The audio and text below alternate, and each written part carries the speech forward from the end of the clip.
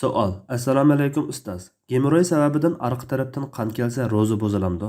Qanash davom qilgan ahvolda namozni qanday qilish kerak? Javob. Va alaykum assalom va rahmatulloh.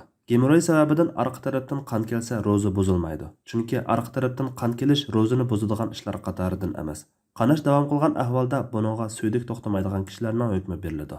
Suydik to'xtamaydigan yoki yel to'xtamaydigan yoki istihoza qani to'xtamaydigan kishilar har bir namoz vaqti kirganda yangi tahorat olishi kerak bo'ladi. Har bir namozga yangi tahorat olsa, shu tahorati bilan bir farz namoz va uningga tava barliq sunnat va nafl namozlarni o'qiydi.